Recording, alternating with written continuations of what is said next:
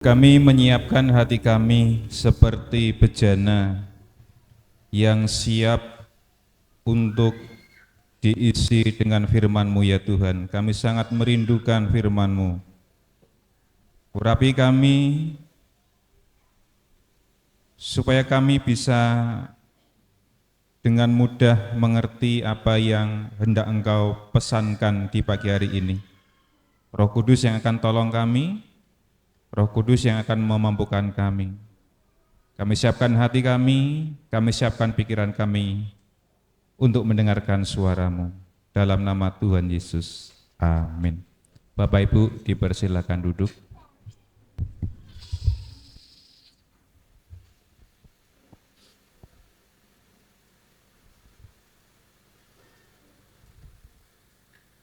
Salam.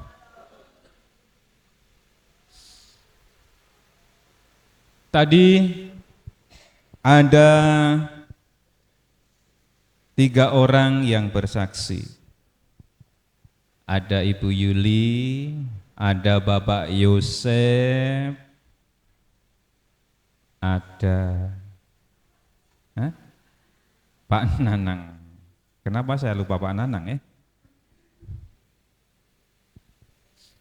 Sebenarnya masih ada satu kesaksian lagi dari Ibu Guru Dewi. Karena Ibu Guru Dewi juga baru saja pulang ke Ambon. Mungkin bisa cerita sedikit Ibu? Iya. Sedikit itu artinya tidak banyak.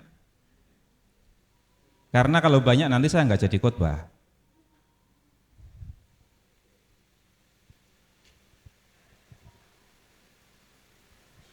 Shalom Bapak Ibu, akhirnya saya maju juga. Oke, saya hanya diberikan waktu sedikit. Terima kasih untuk kesempatannya Pak. Jadi begini Bapak Ibu,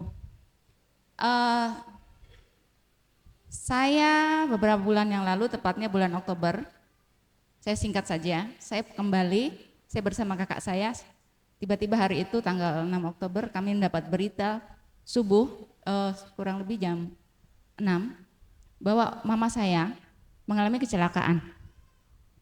Jadi mama saya ini sangat rajin untuk jalan pagi. Usianya sudah 87 tahun. Tahun ini 88 ya. Nah, jadi sebenarnya kecelakaan ini sudah yang kedua kali, artinya pada saat jalan pagi. Tahun 2019 hanya mengenai kaki. Kami tidak kembali waktu itu. Nah, tahun ini yang kena adalah bagian kepala. Jadi kejadiannya saya dengar dari tukang ojek yang membantu membawa ke rumah sakit. Jadi mama saya itu ditabrak oleh orang dalam posisi mabuk. Jadi orang tersebut mabuk, tidak pakai lampu motornya dan tidak pakai helm. Jadi sebenarnya kesalahannya berlapis, banyak hal.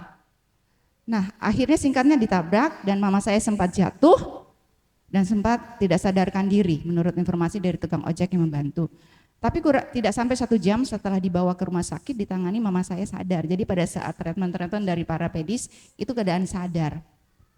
Dan yang saya sempat tersentuh, para ojek itu cerita begini, mama waktu saat jatuh ditabrak dengan kondisi yang tidak sadar sempat berdoa. Jadi berdoanya adalah mengampuni orang yang menabrak.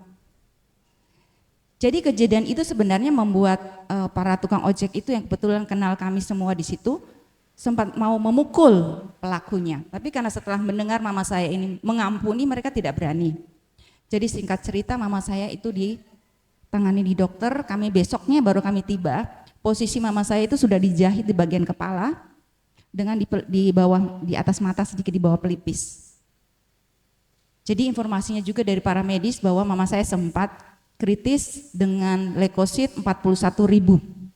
Saya tidak tahu, disampaikan 41.000 dan mereka sampaikan bahwa biasanya itu hanya 32.000. Jadi itu sudah di luar nalar manusia. Sebagai tim medis mereka sampaikan seperti itu dan mereka bilang itu prosesnya sangat cepat, beberapa hari kemudian langsung normal. Nah, itu yang luar biasa. Jadi mama saya itu terbaring Seperti tadi Pak siapa tadi yang bersaksi orang tuanya hanya terbaring, semuanya dilayani pakai pampers dan semua bagian kepala Bapak Ibu bisa bayangkan 87 tahun. Jadi kemarin itu saya baru berani melihat foto waktu kejadian. Dan saya aduh Tuhan terima kasih. Dia menganga Bapak Ibu di sini. Di sini dulu dia menganga. Dan disampaikan bahwa darah itu keluar dari telinga, dari hidung, dari mulut. Bisa bayangkan. Jadi saya kemarin baru berani melihat. Nah, ingin saya sampaikan seperti ini. Mama saya waktu dalam keadaan seperti itu terbaring, rupanya ada kayak ada dua dunia yang mau berusaha untuk merebut antara dunia maut dan kehidupan yang di dunia. Itu yang saya rasakan karena saya yang menemani. Jadi saya juga turut merasakan bahwa ada peperangan. Saya merasakan, biasanya saya agak takut tapi saat itu saya betul-betul berikan kekuatan untuk melawan. Jadi mama saya itu sudah melihat lorong panjang kesaksiannya ya, dia cerita. Lalu mama saya bisa melihat hal-hal yang artinya seperti apa orang itu. Tapi juga Tuhan menyatakan pernyataan-pernyataan yang menguatkan. Pada saat kejadian itu mama saya betul-betul berdialog dengan Tuhan, minta untuk berikan kesempatan lagi. Dan Tuhan juga berjanji bahwa Dia akan memberikan penyertaan sampai engkau berambut putih lalu engkau akan menggendong dan sebagainya. Bahkan Tuhan mengatakan bahwa inilah kamu harus memikulnya, tapi aku akan memberikan meringankan beban itu sampai sejauh itu. Memang ada hal-hal yang menurut saya ini Tuhan izinkan, khususnya buat kami keluarga besar. Jadi apa yang saya rasakan bahwa memang inilah Tuhan memberikan contoh buat kami, saya pribadi waktu saya berdoa, saya dapat dari Yoel itu bahwa ini teladan yang harus kami anak cucu bisa belajar dari orang tua kami. Jadi saya sangat bersyukur saya bisa diberi kesempatan yang tadi disampaikan oleh Pak Nanang bahwa masih bisa memberikan yang dari Pak Gem bahwa kita masih bisa kesempatan untuk melayani. 3 bulan saya melayani beliau. Dan saya bersyukur 1 bulan pas Bapak Ibu, 1 bulan pas beliau bisa duduk sendiri di atas tempat tidur. Tiba-tiba saya kaget, aduh saya bersorak terima kasih Tuhan. Duduk tanpa ada bantuan, tiba-tiba bisa duduk. Walaupun belum bisa normal seperti biasa ya, tapi setidaknya bisa duduk di atas tempat tidur itu. Bisa bangun begitu. Dan hal-hal itu sangat, menurut saya prosesnya itu sangat cepat. Sebenarnya memang belum pulih 100%, tapi saya bersyukur beliau sudah bisa beraktivitas, bisa berdiri, bisa melakukan aktivitas sehari-hari ya. Karena sebelum kami berangkat, kami pulang, kami ajar untuk bisa mandi sendiri, karena kan tidak mungkin, karena kami yang biasanya melayani. Jadi hal itu yang bisa saya bagikan bahwa Tuhan itu memang sungguh nyata dalam hidup kita semua. Tapi satu hal, daging kita lemah, makanya pada saat kita sehat, ayo kita terus memberikan tubuh kita ini makanan rohani, mendengarkan firman Tuhan, puji-pujian, karena ketika kita lemah, roh kita yang akan menguatkan kita. Itu yang saya dapat dari mama saya. Terima kasih, Tuhan Yesus berkati.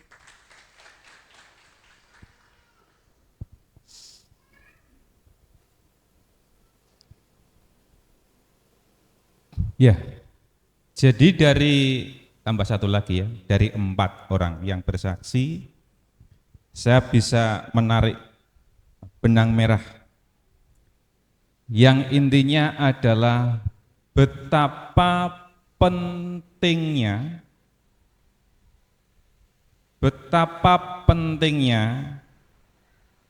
kita harus menghargai dan menghormati orang tua. Dari 4 orang yang bersaksi memiliki satu tema yang sama. Bagaimana kita harus menghargai, menghormati orang tua. Karena keharmonisan hubungan antara anak dan orang tua itu adalah berkat yang lebih besar daripada berkat apapun. Sehingga saya sering menekankan, utamakan keluargamu daripada karirmu.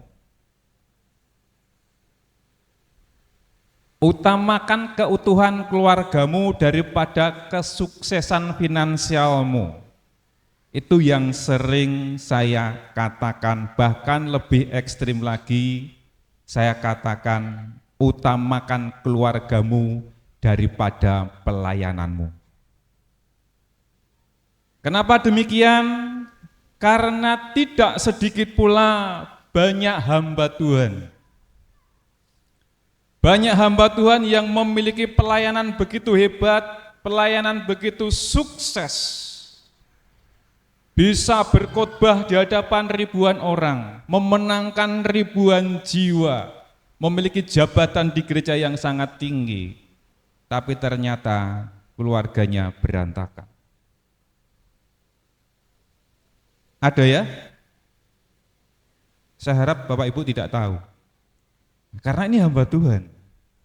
Ya, jadi hamba Tuhan ya harapannya keluarganya baik-baik begitu ya. Ya. Kalau ada hamba Tuhan yang keluarganya enggak baik ya saya harap Bapak Ibu enggak tahu gitu. Grace mana Grace? Coba kesini dulu Dok. Saya enggak saya suruh nyanyi.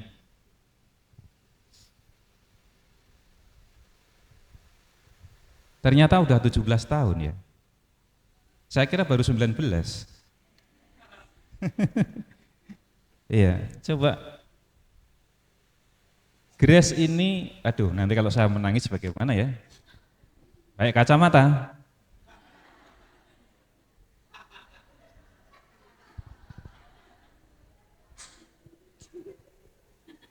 Saya mau menangis, Grace malah tertawa. Seandainya,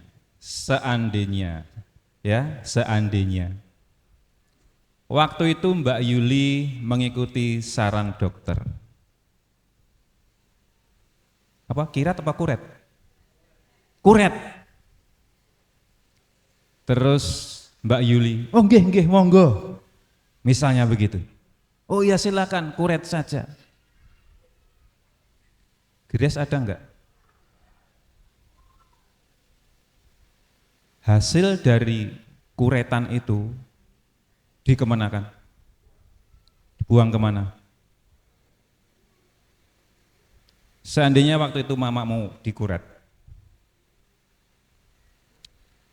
itu akan dibuang di kloset, disiram, masuk ke dalam septic tank.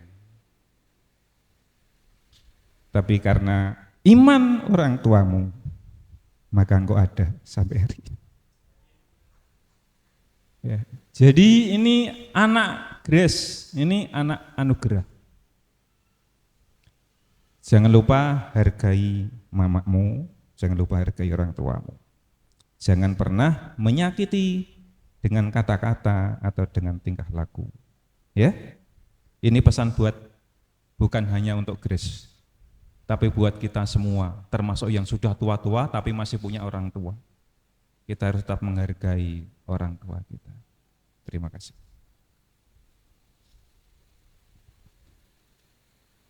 Tidak menangis. Luar biasa.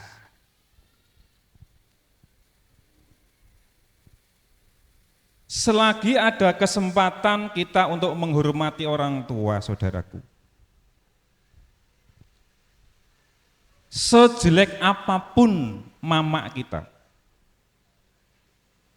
sebodoh apapun ibu kita, semenjengkelkan apapun orang tua kita, beliau adalah orang yang harus kita hormati pertama kali.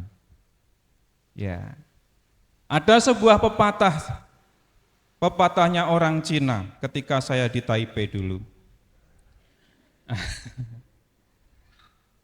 Ada pepatah mengatakan begini, jika engkau memperlakukan orang tuamu sebagai raja, maka engkau akan menerima berkat seorang raja.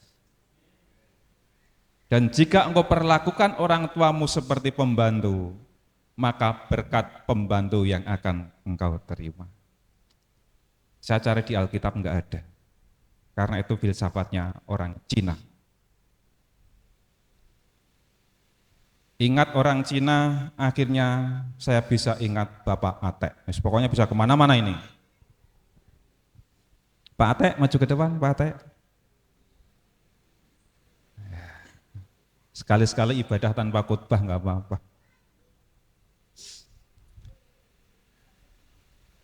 Pak Ate ini bergabung dengan kita sudah cukup lama. Pertama kali Pak Ate datang ke Nabire, ya, di Pesat sana, saya kenal waktu ibadah keluarga di Pak Hendrik. Dan saya lihat orang ini Cina sekali. Ya, maksudnya ya matanya sipit, kulitnya tuh putih hampir kemerahan. Ya, kulitnya putih hampir kemerahan. Ini orang ini Cina asli.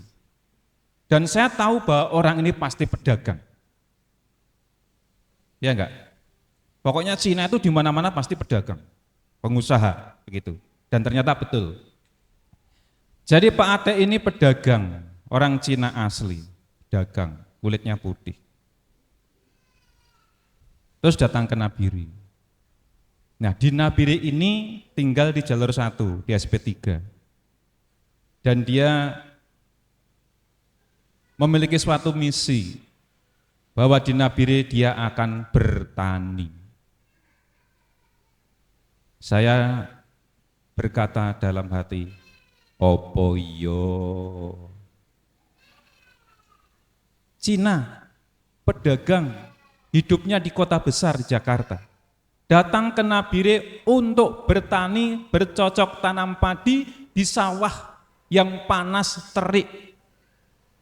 Dan itu dilakukan sehingga saat ini Bapak Ate sudah mengalami perubahan yang disebut mimikri.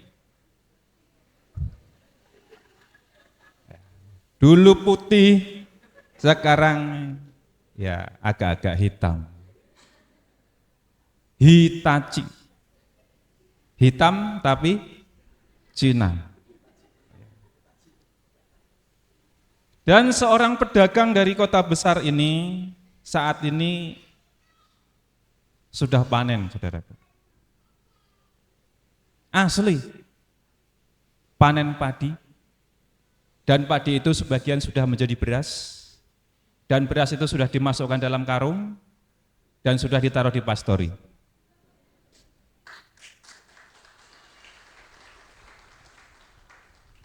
Jadi Pak Ate rela menjadi petani yang di bawah terik matahari dan hasilnya 100% dipersembahkan buat Tuhan di Jemaat Getsemani ini.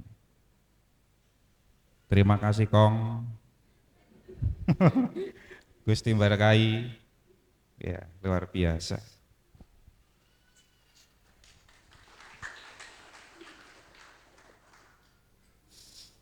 Inilah sebuah cerita-cerita praktis yang bisa membangun dan menguatkan iman kita.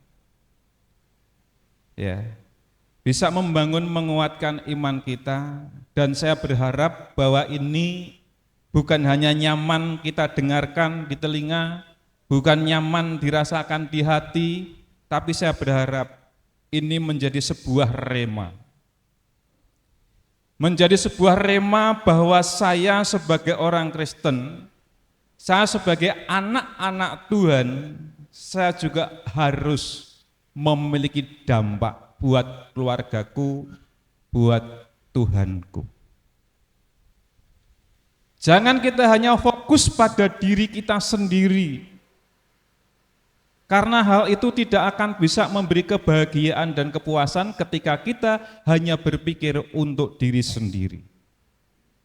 Orang sekaya apapun, kalau dia hanya memikirkan aku mau tambah kaya, aku mau tambah kaya, aku mau tambah kaya, dia tidak akan menemukan kebahagiaan dari kekayaan itu. Semakin ingin bertambah kaya, semakin merasa kekurangan.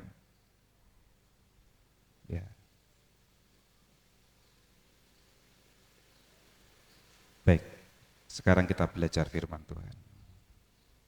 Saya senang kalau banyak yang bersaksi karena khotbahnya pendek. Kita baca kitab 1 Tesalonika pasal 3.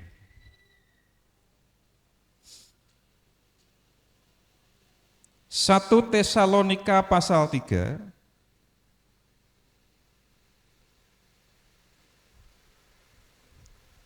ayat 1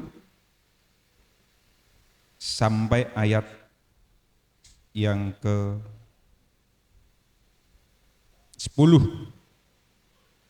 Oke. Kita baca silih berganti ya. 1 Tesalonika 3 ayat pertama sampai 10.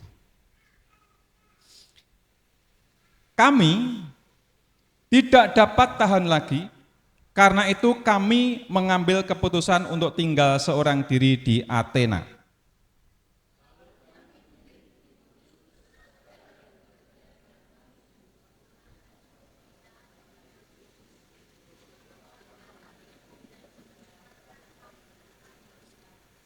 Supaya jangan ada orang yang goyang imannya karena kesusahan-kesusahan ini, kamu sendiri tahu bahwa kita ditentukan untuk itu.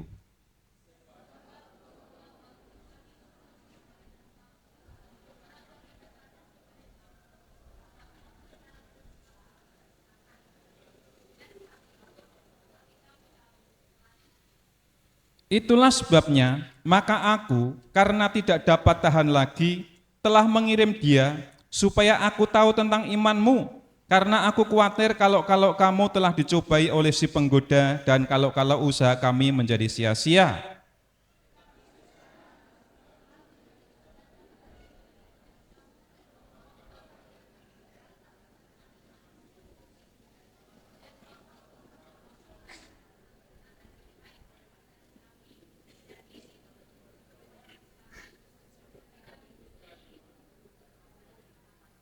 Maka kami juga, saudara-saudara, dalam segala kesesakan dan kesukaran kami menjadi terhibur oleh kamu dan oleh imanmu.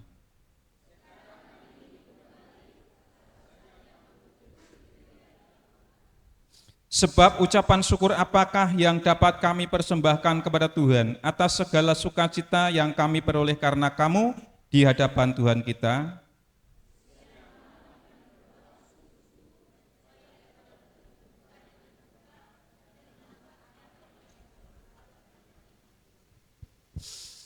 Saudaraku, kitab 1 Tesalonika ini ditulis oleh Rasul Paulus.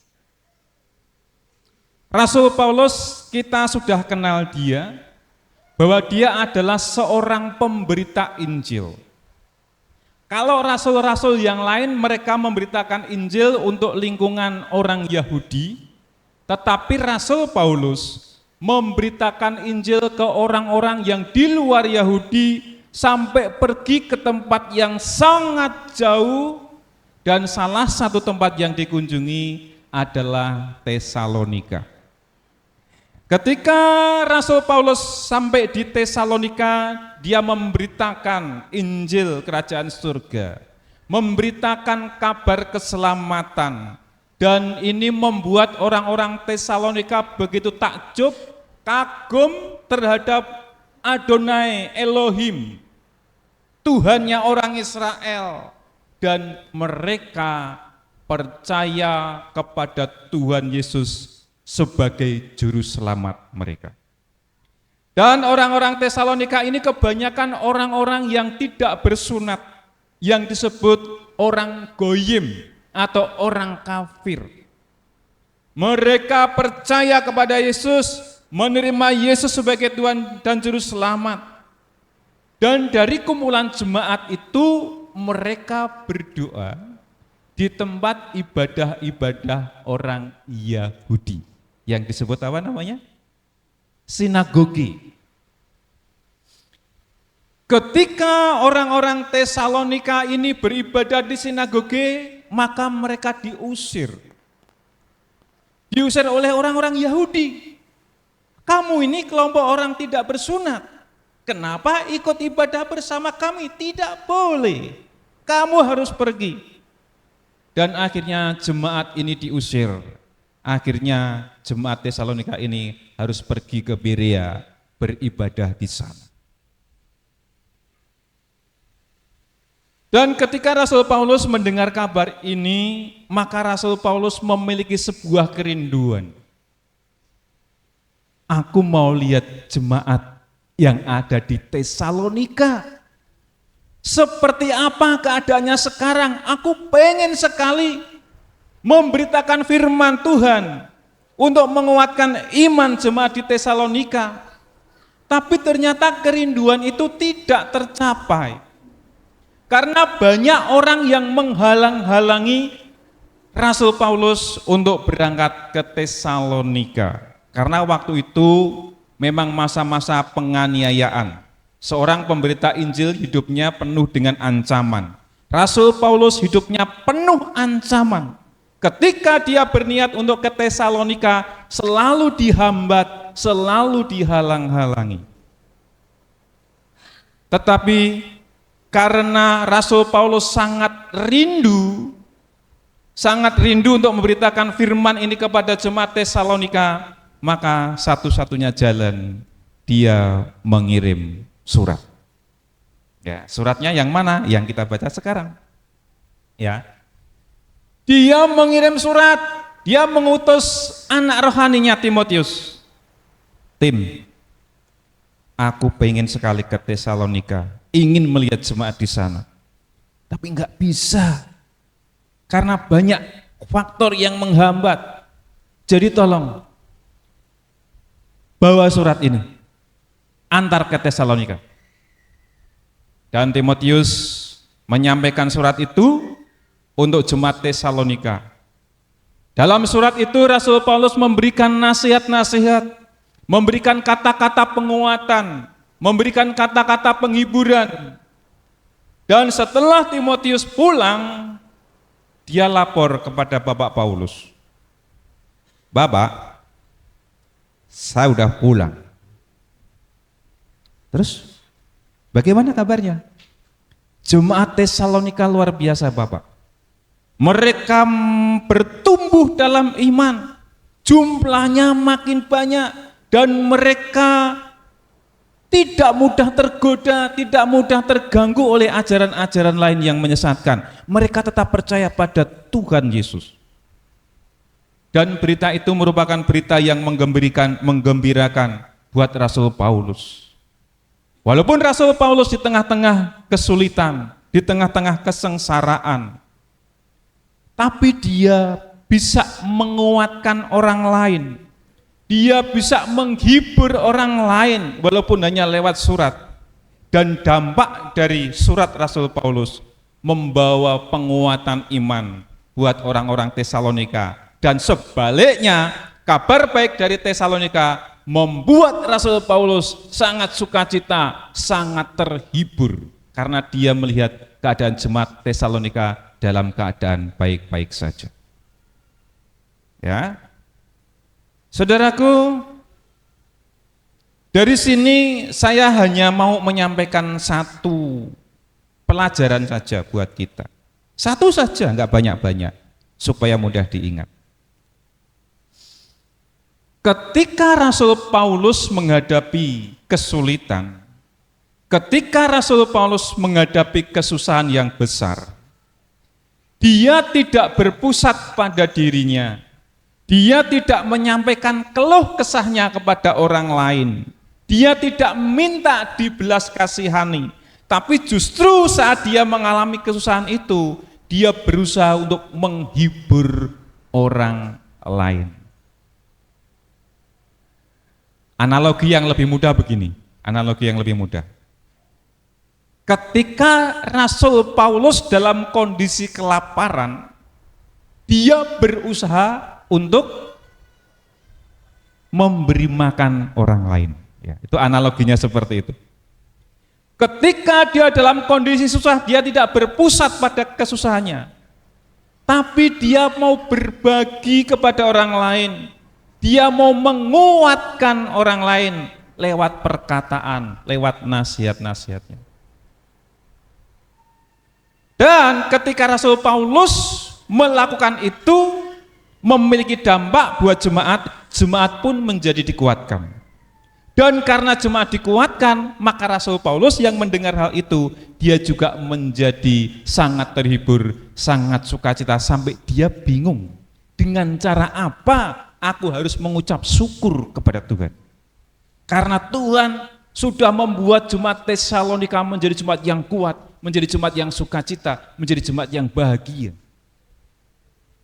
Nah, jadi ketika kita menghadapi persoalan, ketika kita menghadapi sebuah masalah yang besar, pesan, jangan fokus pada masalah kita sendiri.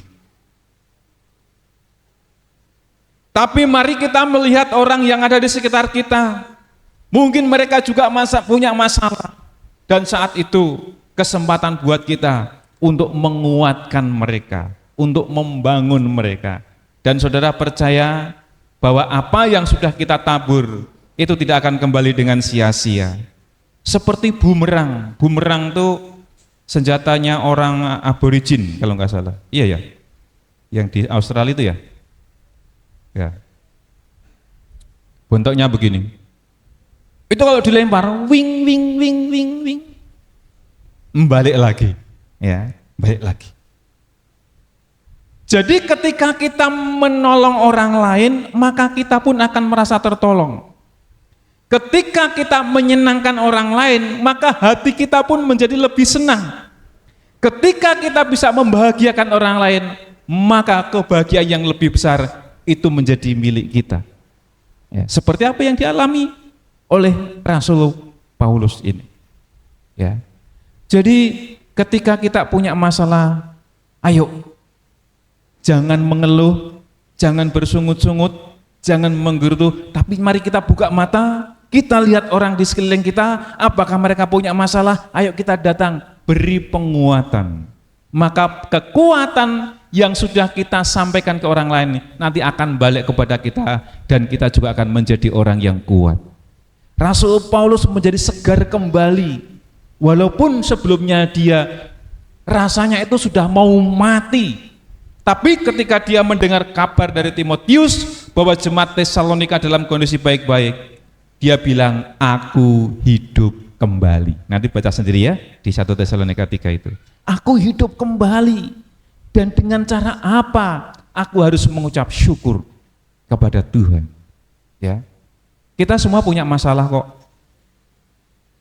Kita semua punya masalah. Tidak ada orang yang tidak punya masalah. Saya sekarang punya masalah. Melihat wajah Bapak Ibu sudah enggak begitu kelihatan. Ada buram-buram, makanya saya harus pakai kacamata ini. Lalu begini ya lebih jelas. Saya lihat Ibu Mesak senyum-senyum. Kalau begini saya enggak tahu. Ya. Dan saya dapat kacamata ini, saudaraku, harganya, tadi saya cerita Pak Niko, ini harganya tidak murah. Bukan hanya ratusan ribu, saudara. Kalau cuma ratusan ribu mungkin Bapak Ibu bisa beli. Ini jutaan harganya. 1/4 juta. Ya, 1/4 juta. Iya, kalau cuma 200, 400, 500 mungkin bisa beli. Ini 1/4 juta. Mahal. Ya, masalah. Tapi kalau kita tetap berfokus pada masalah kita, maka justru itu akan semakin melemahkan kita. Orang yang mengeluh, orang yang menggerutu, tidak memberi dampak positif sedikit pun. Tidak ada sama sekali. Tapi justru akan berdampak sangat buruk. Sangat buruk. Ya. Makanya kalau ada masalah, jangan terlalu fokus pada masalah itu, tapi coba kita lihat keluar. Siapa tahu orang lain juga punya masalah. Kita beri penguatan, kita beri penghiburan, kita beri nasihat, maka kita lupa dengan masalah kita sendiri. Iya tak? Kita lupa, kalau nggak percaya buktikan, praktekkan. Begitu saudara punya masalah, praktekkan. Datang ke tetangga, ke saudara, berikan nasihat, beri penguatan, ya. Maka apa yang menjadi masalah dalam hidup kita ini jadi terlupakan dan kita menjadi segar kembali, kita menjadi kuat kembali. Semua orang punya masalah. Yang punya masalah itu bukan hanya orang yang cemberut, bukan hanya orang yang muka masam, orang yang tersenyum pun belum tentu dia nggak punya masalah. Iya nggak? Hari ini saya tersenyum, bukan berarti nggak punya, nggak punya masalah. Semua orang punya masalah, tapi tergantung bagaimana sikap kita menghadapi masalah tersebut. Jadi dalam menghadapi masalah ada 3 golongan, ada 3 kelompok, ada 3 jenis orang yang menghadapi masalah walaupun masalahnya yang sama. Ketika ada seorang anak, dia mengeluh kepada mamanya, "Mak, aku punya masalah." "Kenapa?" "Saya di sekolah itu suka dibully sama teman-teman. Terus kayaknya ibu guru juga enggak sayang sama saya." Cerita-cerita, punya masalah. Terus mamanya ajak anak perempuannya ke dapur. "Ayo Nduk, ke dapur, bantu mama masak." "Masak apa, Mak?" "Wes sinilah, sini." Nah, mamanya itu menyalakan 3 kompor gas. Cetek, cetek, cetek, 3. Di atas kompor semua ditaruh panci, diisi air, ya, diisi air. Setelah diisi air, panci pertama diisi dengan wortel. "Nduk, ambilkan wortel." "Oh iya, Mak." "Coba kamu pencet wortelnya." "Yo keras toh, Mak, namanya wortel." Masukkan ke panci pertama. Habis itu, "Nduk, ambilkan telur." "Nduk, telur ini kalau kamu pecah bagaimana?" "Ya cair, ndelewer." Masukkan panci kedua. Kemudian, "Nduk, ambilkan satu lagi." "Apa, Mak?" "Kopi." Ya ambil kopi, masukkan panci ketiga. Setelah air mendidih, ya 10 menit, kompor dimatikan. "Coba kau ambil wortel." Apa perubahan yang terjadi? "Kok bisa ya, Mak? Tadi wortelnya keras, kok sekarang jadi lembek begini ya." "Terus kalau telurnya bagaimana?" "Iya, telur tadi kalau masih mentah kan cair, ya, ndeler. Tapi sekarang kok bisa keras ya? Kok bisa tambah keras direbus?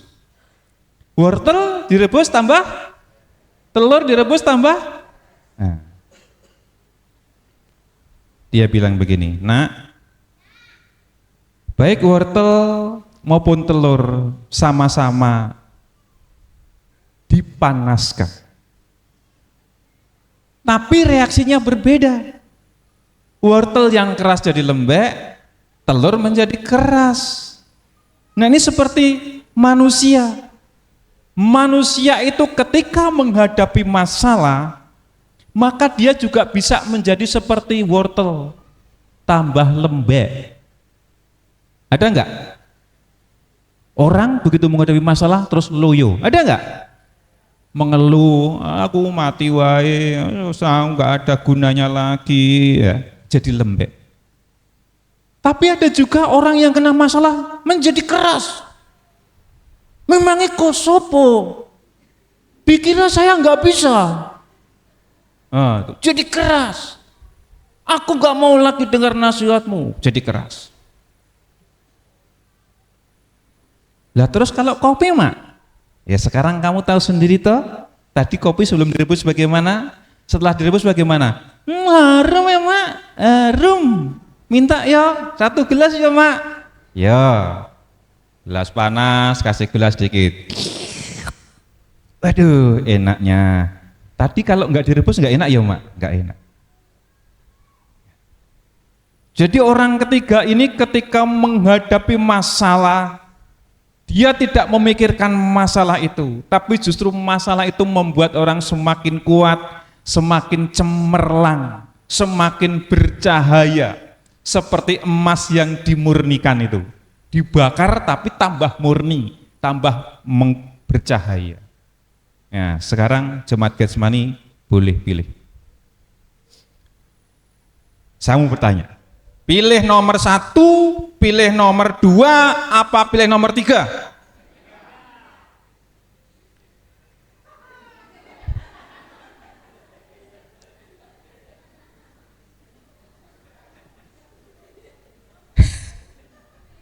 Kalau pilih nomor 1 artinya ketika mendapatkan masalah menjadi lembek. Pilih nomor 2 dapat masalah jadi keras.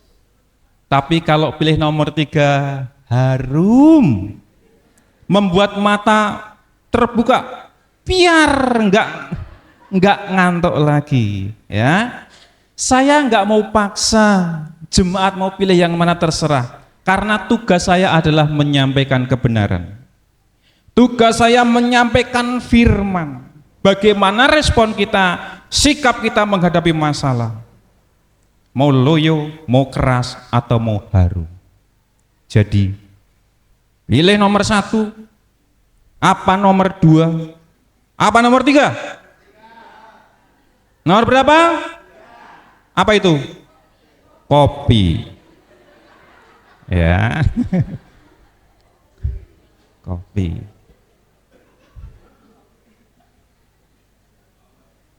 Jangan lupa, pokoknya jangan lupa.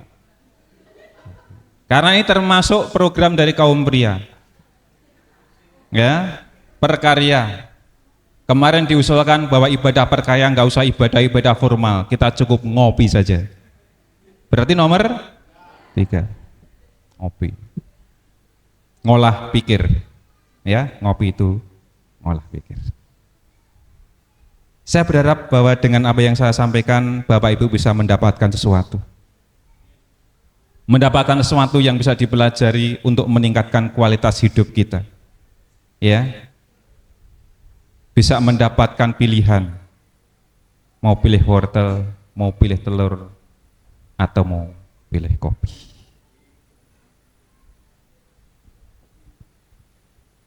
Majelis yang sudah terpilih, saya berharap memiliki sikap hati dan mentalitas seperti Rasul Paulus. Walaupun di tengah-tengah kesulitan, dia tidak pernah menyerah, dia tidak pernah putus asa, tapi dia berupaya menggunakan cara apa supaya saya bisa menyampaikan pesan ini ke Tesalonika. Kalau toh saya nggak bisa ke sana, saya harus kirim surat lewat Timotius.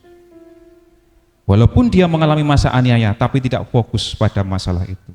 Rasul Paulus tahu bahwa apa yang dikerjakan adalah untuk Tuhan semata.